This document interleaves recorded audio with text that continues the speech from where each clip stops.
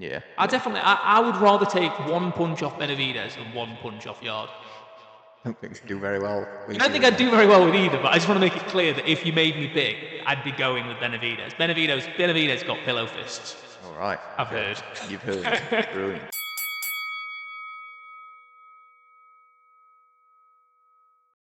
Hello, everybody. Welcome back to Boxing 365 for the latest episode of Next Card in the Deck, which is going to be our Night of Champions, courtesy of many promoters that I couldn't be bothered to write down, at the ANB Arena, Saudi Arabia, the Kingdom of Saudi Arabia. I think it's fair that we say it's promoted majorly by His Excellency Turki Al Sheikh and Riyadh Season, and a host of unnecessarily long people that wanted to be on the list of promoters, I think. Yeah, I just couldn't be bothered to write them all down, to be honest with you. But there we go. Yeah, well, look, I actually appreciate the honesty. I think it shows the sort of bootleg operation I saw we're Devin hosting Haney's here. name, and I just thought, I can't bother to write Devin Haney's name down. He's boring, isn't he? A little bit. He is boring. But then again, I'm a bit of a hypocrite by calling him boring because Then again, no, I don't like him. I put him on my pound for pound list, and it's that same debate of, the Eubank Ben debate, for example. And I appreciate we've got to move on to this, but it was a great fight, but they're not great fighters. Whereas Devin Haney's a great fighter, but he's never in great fights. Yeah. Do you know what I mean? You know what? That is very accurate. Do you like that? That might be the most intelligent, well put sentence that you have ever uttered. Really? 100%. Ladies and gentlemen, I just want to take a moment. Zero. I want to take a moment just to say I'm retiring from Boxing thank 365. Right, we'll start at the top. Benavidez and Yarde. So, WBC World Light Heavyweight title. Yeah, interesting actually. And the reason I say interesting is because I've heard a couple of people say that Anthony Yarde's not deserving of this shot. And look, is he or isn't he? It's tough. The light heavyweight division, other than Beterbiev and Bivol and Benavidez, to be fair, it's not littered with superb names. No. And Anthony Yarde's got to be right up there for me. And we were sort of having a bit of back and forth with a guy on TikTok regarding the fact that he sort of pulled down Anthony Yarde as, he's not this world-class fighter. He's not at world level. And it's like, I feel he's the definition of world level. I think he's the definition of world level because I think there's a difference. I think people get confused. There's a difference between a world-class fighter and a fighter who fights at world level. I think there's a huge difference. The thing is, he's fought. This will be his third fight for a title, and yes, he's lost. Yep.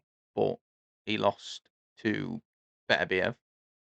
In what I'm pretty sure Beterbiev admitted that was one of the tougher fights that he'd had. Yeah, I think pre-Bivol, you would argue. Pre-Bivol. I think we've talked about this before. And obviously Kovalev when nobody wanted to fight him. So, I mean, what can you really? He was stopped in those fights, but what can you take from that? Not a lot. Obviously, he's lost to Lyndon Arthur as well in the past, but I think if you can beat everybody else, but you can't beat the world champion, then you're world level. Yeah, so this has always been my argument. So people always, it's that thing of fringe world level. Fringe world level is people that just struggle to get to that echelon of mandatory challenges and top 3, top 4. World level is you're competing. Doesn't mean you're beating, but you're competing at that top table of said division. There's so much we could talk about this because people, just because you've got a world title doesn't mean you're world class. There's so many things, many avenues you could find yourself going down here where. Yeah. But I don't want to get stuck in that. I want to break down the fight because I actually think it's a really interesting fight. So I want to start with David Benavidez. Yep. And I'm going to sort of toss it back to you slightly in a slightly different format. But you didn't put Benavidez in your top pound for pound. What do you think of him as a fighter? I think he's good. I think he's good. Dangerous. I think he was right. He was probably my 11 or 12. Okay. So he's, especially if he beats Yarde, I think he's good. And if he looks to beat any other decent names, obviously he's already got some decent names on his record anyway. But I don't know. Yeah, I think I do like Yarde. I do. I'd have to say I don't like his chances in this fight. I think but the thing is, he's the kind of person who I think he will give anybody a go, and he's not 100%. he's not gonna make it easy for David Benavidez. I'll be very surprised if Benavidez just absolutely dog walks him, which I just can't see it happening.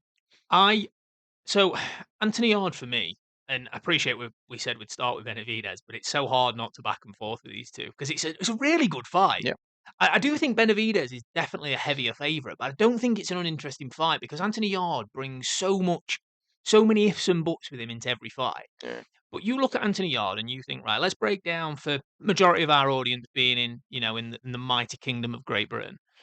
Not as mighty as Saudi Arabia at the minute because we're a bit of a mess, but this isn't a politics show. But Anthony Yarde, you look at the domestic level of light heavyweight, right? So you think, okay, you look at Brad Ray, you look at Lyndon Arthur, Troy Jones, Liam Cameron, Ezra Taylor as an example, Willie Hutchinson.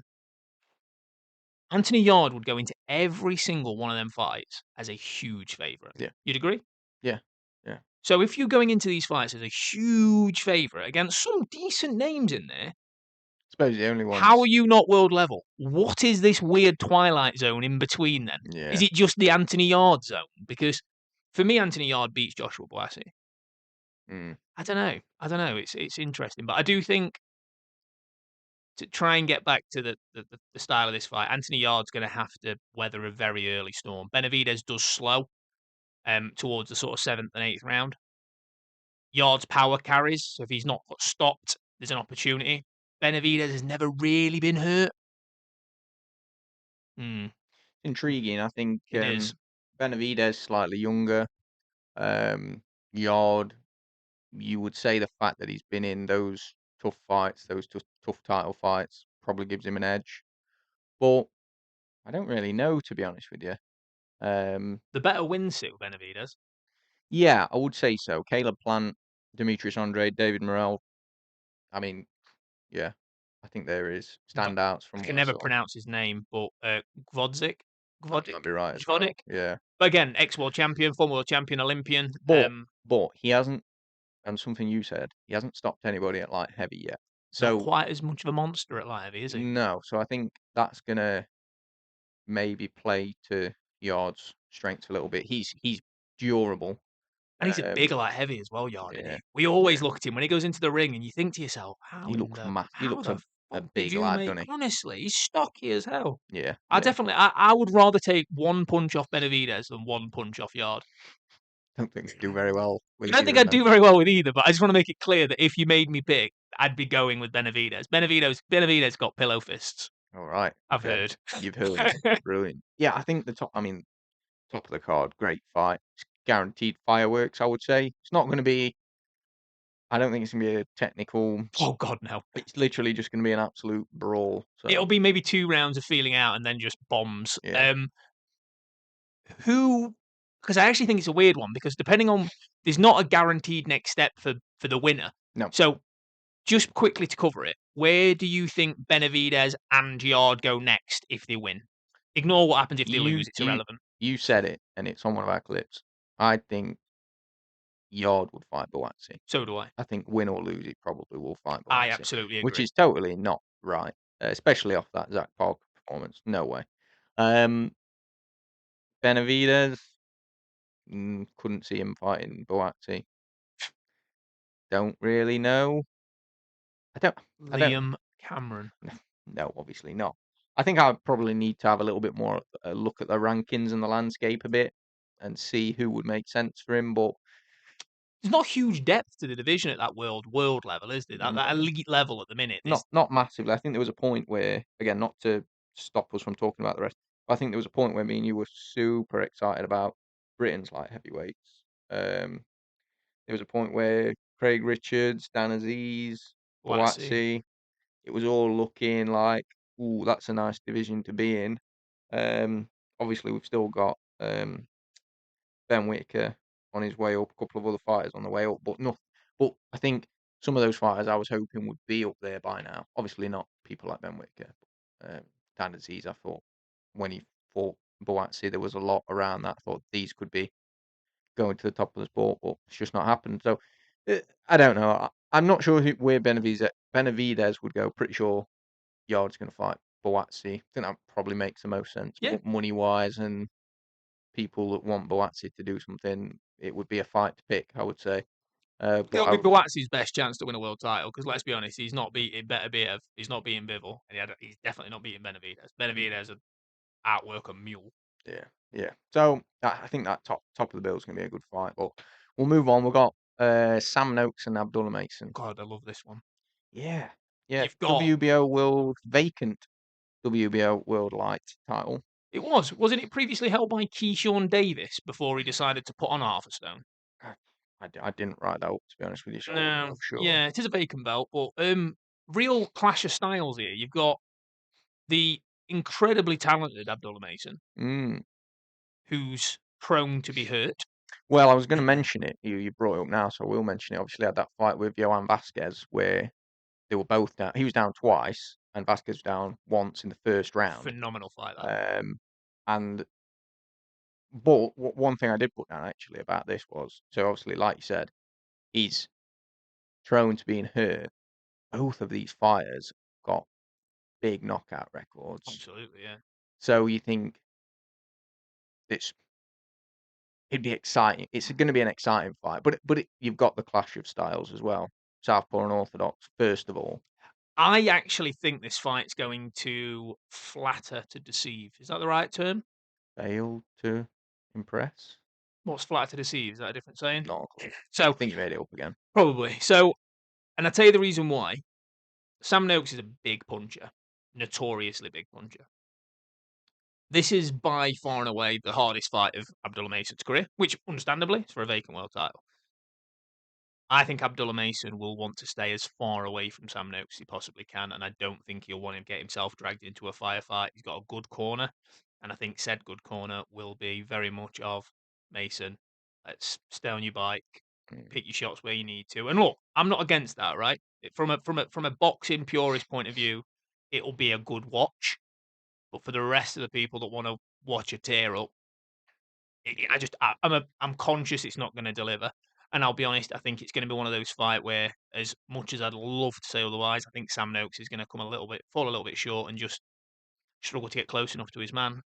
Yeah, I mean, I wouldn't be able to say for sure. I'd be happy to be proven wrong, may I add, Yeah, because if Abdullah Mason goes in there trades, he'd win a hell of a lot more fans than if he goes in there and pedals on his little bike. but he's not interested. He's not necessarily going to be interested in winning fans. It's not about that, is it? No, of course it's not. The thing is, I mean, they've got the pressure of being in Saudi where we yeah, don't like Tom and Tom Jerry. and Jerry fights, but I, I don't think I couldn't see it necessarily being that. Like I say, the only thing is whether I didn't actually look to be fair, but with Abdullah Mason being a southpaw, how if he's fought good fights against orthodox fighters, and Yeah, if that's where some of his tighter fights have been, sort of thing. But I'll be interested to see how they get on with each other. I'd put obviously that Abdullah Mason has been. This is going to be his fourth fight in 2025. been very active. Very, very active. Um, you'd hope that if he does go and win this, you probably think he's probably the more likely, ever so slightly. Then you'd hope he'd stay active as a champion and look to keep pushing on. But that doesn't It's always happen. hard It's though, harder isn't when it? you Because it's when you've harder got when a you get that belt, belt. it's the sanctioning fees, the governing Mm, bodies all want their slice, and yeah. people aren't as willing to step in the ring with you because whereas before it's what you said Mexican 40 grand, said Mexican now wants £500,000 because it's a world title fight. So politics does get in the way. But one thing it's guaranteed is someone's going to be a world champion come end of that night, unless it's a draw, which you never know. Mm. But you've got two guys there, two young guys who, for me, have done all the work that's been asked of them. They've come through adversity, and they're deserving of a shot. Yeah, so Well, interesting. But they'll both come again, like, one way or the other. I think it probably is worth mentioning just how young Abdullah Mason is. He's only 21 years He's a old. baby. Yeah, crazy, really. If he was to go and win his first world title, got a bright future, I would say. Do you know if it wasn't for the fact that it was against one of the Noakes brothers, who Mm. I'm quite openly bit of a fan of, and I wasn't going to back our obviously fellow Brit. I think Abdullah Mason is a phenomenal talent, and I think as he gets older and he grows and confidence builds, I think that issue with his chin and maybe Mm. potentially being sometimes a little bit overeager, I think he'll grow into that. It's interesting. You say issue with his chin. When you think about it, he was down twice in the first round of a Yeah, tough fight, yeah, yeah. and he didn't look for the easy way out. No, no, sorry, sorry, you're right. In all fairness, Susceptible to being knocked down, yeah, I agree. But what I was meaning was, I don't know whether it almost shows you that yes, he can be hurt, but he's gonna get up. does that is that more credit to his heart Yeah, and than probably. maybe a conflict to his chin? So, for example, would you describe Anthony Joshua as having a good chin? No. No, but would you say he's got heart? Yeah. Yeah, and When that's his chin's not in off. Yeah. yeah, and that's always my view. And people will always go, and we'll get shit for this because it'll be he's been hit by Vladimir Klitschko. Yeah, look, I'm not saying that Anthony Joshua gets hit once and that's it. It's night out. You know, Amir Khan had a glass chin. He didn't get a jab and fall over like. Mm, mm, But as far as boxing goes, Anthony Joshua, unfortunately, and through probably confidence more than anything else, hasn't got a particularly good chin. mm. But he's got the heart of an absolute warrior. And Yeah. this is coming from a non particularly massive AJ fan, and I give credit to that. But we're not here to talk about AJ. We're here to talk about 21-year-old future superstar Abdullah Mason. Yep. Yeah. I think that's gonna be another decent fight on the card. Well, decent. It's an amazing card, really, isn't it? I mean, moving on now to The Brian Norman Jr. and Devin Haney. I love this one. Yeah. For the WBO World Welter title. Brian Norman Jr. I like him. I like him a lot. I don't know. I've not seen a lot of him, but I just love. He did an interview this week, and they asked him about what Devin Haney was wearing, and he was like, "Oh, is that what we're doing?" And then he went, "Oh, are we rolling?" He said, "Yeah." And he went, "So they've just asked me about what Devin Haney's wearing, rate his outfits." He's like, "I'm a boxer," and he was like, "I don't give a." And then he was Yeah, like, "Look, I'm wearing like a $5 T-shirt." yeah. He's like, "I don't care about that stuff," and I was like, "Yes, I I love him already. I love him." I think he's brilliant. He's honestly, he's we spoke about him a couple of times in passing. He was linked with Boots a couple of years ago when Mm. he was down at 147, and apparently priced himself out of the fight. I don't get that impression from Brian Norman personally, but we weren't privy to that conversation. But the one thing I want to talk about with Brian Norman is two things actually. I don't like Devin Haney. I think he is one of the most arrogant men in boxing for someone that hasn't particularly no, wait. Hasn't It's particularly him. lit up the boxing world. Now he's a two-weight unified world champion, I believe, off memory. I think that's right, yeah. Um, he's very good, and he made my top 10 pound for pound. He has beaten some phenomenal names. His resume is But impressive. I just fucking hate him. Mm. Honestly, like I have to speak from my heart here. I hope Brian Norman isn't juiced up like Ryan Garcia was, and I hope he goes and puts Devin Haney and his dad back in their box and we can all move on with our life happily. Yeah. Secondly, Devin Haney made a comment to Brian Norman saying, I don't know anyone you fought. I don't know this. I don't know that.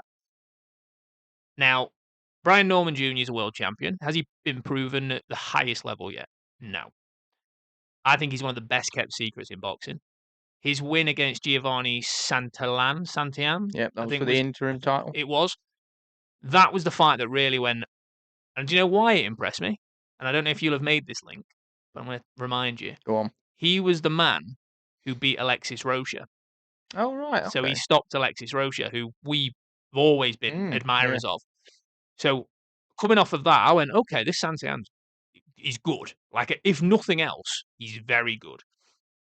And then Norman stopped him, and I went, and that was the moment that it was like, okay, Yeah. this kid could be very, very, very special. I mean, since then, he became the full champ when the belts were vacated, and then he's Correct. stopped both of the challenges so far. Yeah. So His last one, I can never pronounce his name right.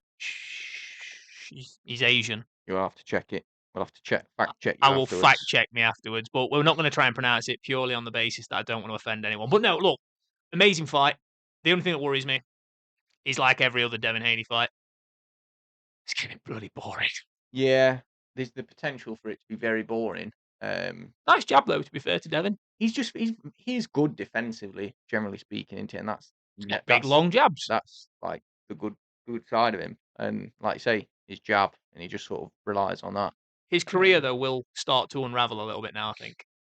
And the reason I say that is because he's always been massive at his lower weights. Mm. He's now starting to climb through the weight classes, which makes sense because getting down to them weights each and every fight you have, it's not going to do wonders on your body. And I think now he's getting up to the weight classes where people are punching a little bit harder. Mm. I mean, I'm not being funny, but this is at 147. This is welterweight.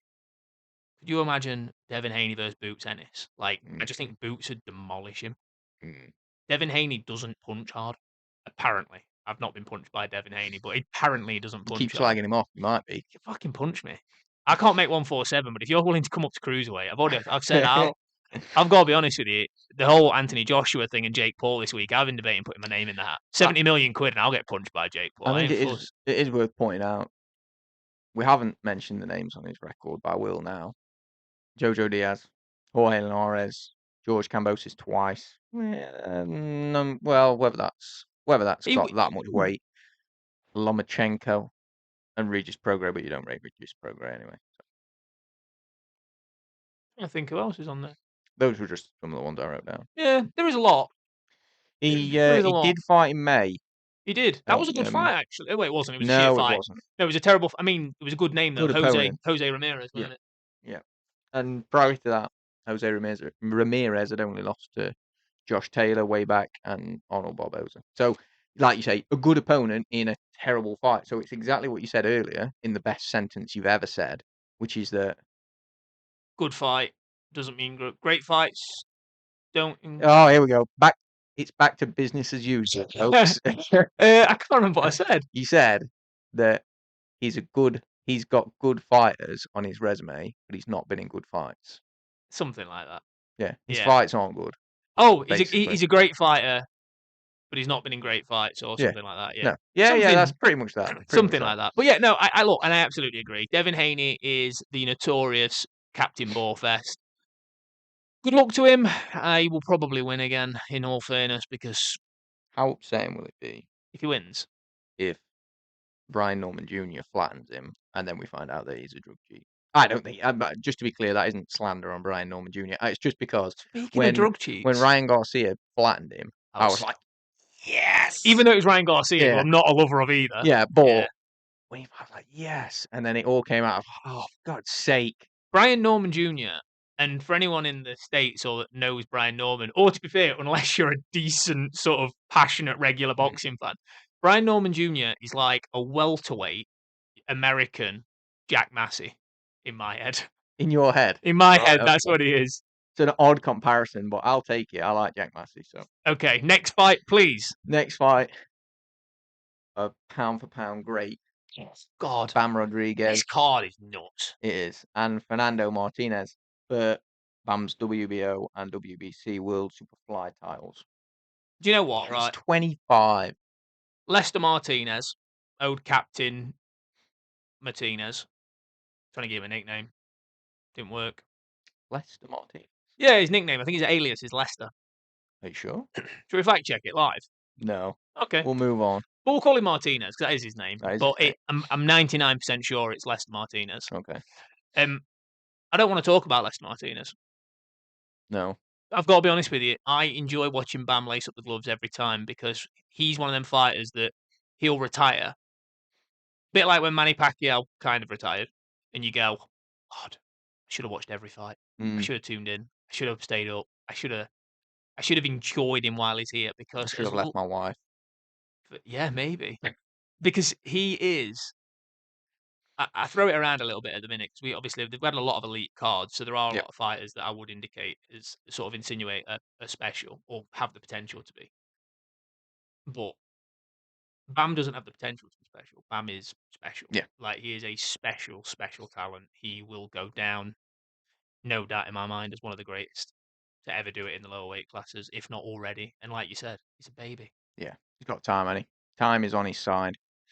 That's all I want to talk about. He debuted in 2017, so he's obviously been around for a while now. He fought in July this year already, so that's good. Fairly quick turnaround, really. July to 4 months turnaround. Yeah, again for a world champ. But you find out Cafu. Famela Cafu. and he stopped him. Pronunciation. Stopped him in round 10. Stops everyone at the minute. Stops absolutely everyone at the minute. He The guy's does. an absolute monster. He really does. Him versus Noya Inoue is one of those fantasy fights that I don't know if we'll ever see it. But my God, if we do.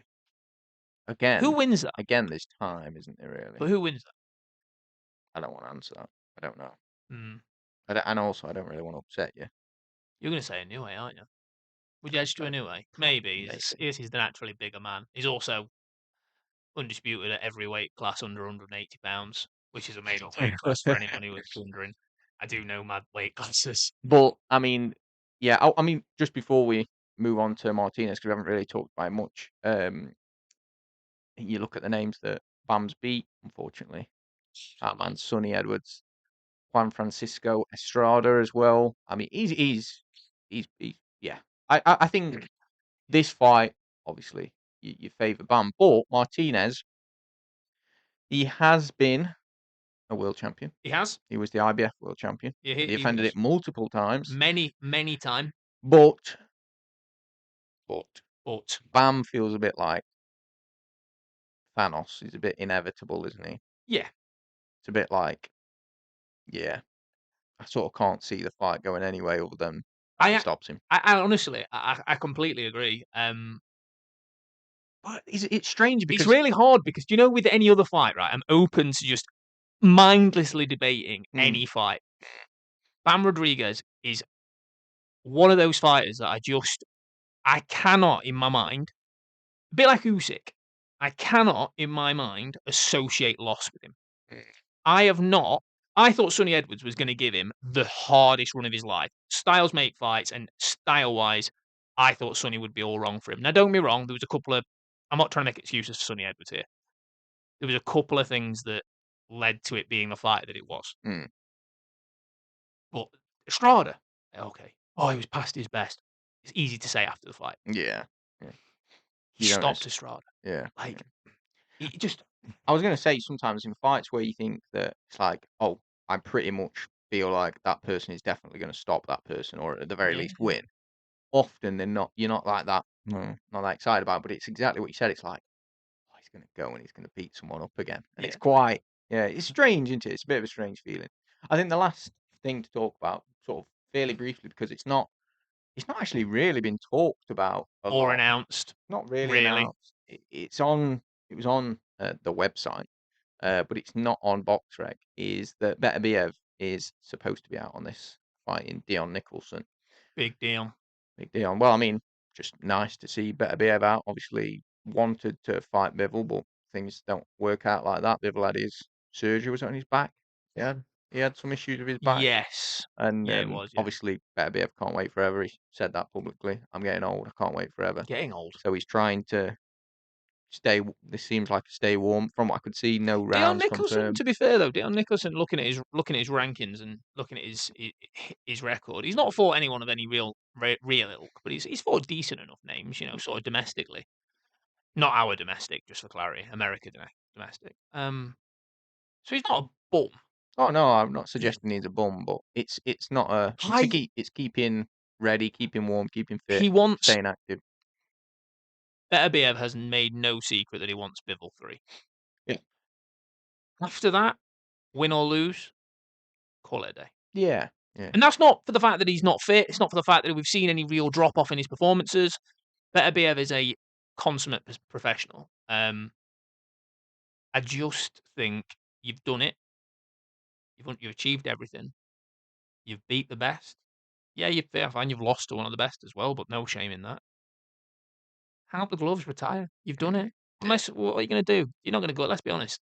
Yeah, all right, you could do the fantasy fight at cruiserweight. Winner of that, too good to cruiserweight fight. Jai Opetaia, for argument's sake, but he's going to be 41 next year. Especially that's what I was going to say. The age comes in there, doesn't it? You got to think. I mean, then again, though, Bernard Hopkins, he's one of the oldest world champions ever. Might be the oldest world champion ever when he won the light heavyweight strap at 46. Maybe Beterbiev's thinking, maybe I could do 50. Not sure how I'd feel by it, but anyway. I think you do make a good point though that if you feel like he's still got it, why go away? Why not stay? It's but hard, isn't I it? just don't think it's worth it. It's hard for two people that have never boxed professionally or amateurly or really at all, to say it, but I just like the fact that retire from the sport. Don't let Mm. the sport retire you. Yeah, yeah. It's a nice Um, concept.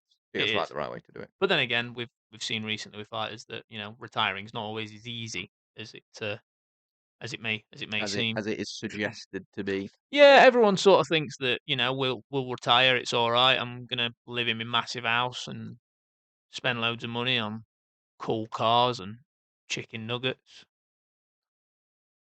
and, golden things. But yeah, it's Yeah, tough. it'll be a good one. I think the thing for us to talk about next, once we get that up, Is the is card rating no, we're not rating the card yet. We're doing our predictions or your predictions. Boxing 365's predictions Yeah. against Al. We are losing. We haven't done a score check. We'll do that at the end of every month. So, starting at the top, Benavidez Yarde. I love an underdog, but I can't see past the Benavidez win if I'm honest. Yep. Noakes versus Mason. See, that's actually a really hard fight to call. I'm going to stand with our guy. I'm going to go Noakes stoppage. Okay, right. Norman Jr. and Haney. Norman, Yeah. without a shadow of a doubt, in my mind. Wow. Bam Bam. Rodriguez. Don't care who he's I fighting. wasn't asking you. I was just saying Bam Rodriguez. Yeah. We won't predict the Beterbiev fight, as I said, not on the box rec yet. But if it is happening, I just want to make it clear, it'll be Beterbiev. Yeah. Just in case that the fucking retard robot decides to. Can't say that word. Sorry. I'll have to bleep that out. Sorry. Thank you. What should we call the robot? It's just AI, mate. Reggie. Reggie the robot. Fight of the night. Yarde Yarde Benavidez Yarde, I think. Yep. I think it's just guaranteed to be a war in it. Should be. Should be. Let's be honest, mate. That's not going to be a jab off, is it? Like, Upset of the night. to be honest, I think I've already called it. I think Brian Norman, even though he's coming in as the world champion, I think. Hang on. Oh, and A and B sides. All right, we all normally right. work A and B. So basically, it's do you think I'm going to go with the one I think is most likely. Normally, I pick an upset, and I haven't actually picked an upset here on the A and B side. I'm going to pick the one I'd like to see the most, just because he's our guy, Anthony Yarde. yeah, that's fair enough. I'd love him to on his So would I. third run at a title to go and win it. And then maybe, even though I actually really like Joshua Buatsi as a person, but I would like that fight to happen because I do think it's about time we all embrace the fact that Joshua Buatsi is not as good as we thought he was going to be. Yeah, agreed. Right. You're going to give me a card rating out of 10. It's got to be good. It's got to be high. But it's in. That sounds horrible to say, but it's in Riyadh, which takes a bit away from it for me. It's not got the atmosphere, has it? It does, but cannot take away from that top four, possibly top five of Beterbiev and Nicholson. Yeah. I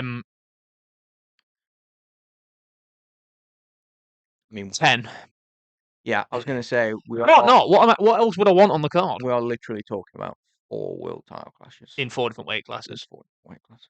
And potentially Beterbiev, who is a pound for pound fighter. I'm going to say, and within there, we've got Beterbiev, who's still a pound for pound top 10 for both of us. Yeah. Bam Rodriguez, who's pound for pound top 10 for both of us. Top 5. Devin Haney, who is pound for pound top 10 for you, and some other incredible talent. Benavidez, who is pound for pound top 10 for you, pound for pound top 12 for me. Like Brian the Gorman Norman. Amazing. So that's that 10. I'll back that. I'm happy that that's our first 10. I think that's deserving, mate. It is. Right. Hang on, though. We've got to rate the robot. That's what I was going to say. Will it follow our lead? Well, while you... No. While I nothing. Benavidez wins by mid to late rounds. Yeah. Stoppage. I'd hate to see it, but I also have to agree. Haney wins a competitive fight via decision. Wouldn't surprise me. Good call, to be fair, from the old Robo. Mason wins, favouring the younger, more active fighter. Bam Rodriguez retains his titles. How? Via decision or stoppage. It cops out a little bit. Oh, God, I hate you. But it's pretty good. I mean, you've strayed from it in that you predicted that Brian Norman was going to win, That's my off. and that Sam Noakes was going to win. That's my off the cuff one, I must admit. To be fair, it's a bit like FPL though. You've got to have a little bit of variety because otherwise, you put Haaland in every week. Yeah. You captain him, Yeah. and you get the same points as everybody else. Yeah. And you never, ever play the differential and win. And at the minute, we need to play the differentials because we are narrowly behind. Are you happy with all my calls today? Not sure about Sam Noakes, but really, I'm happy. I'm happy enough. Okay, fair enough. Well, that is officially the end. That is the end of the video. I do have a story, but I'm not going to tell it you on this video. I'm going to tell it you for another video. There's a story about a man I met today who was cleaning cars, but I'll tell you in the next episode. That sounds really, really interesting. I'll tell you in the next episode. Don't worry. Right. Thank you once again, everybody, for listening. Please make sure to like, subscribe, switch on your notifications. Go on TikTok, go on Instagram, soon to be on all major social media platforms, including our own social media platform due to be released. Boxing 365 book. Yeah. No. Right. Thank you, everybody, and we'll see you in the next episode.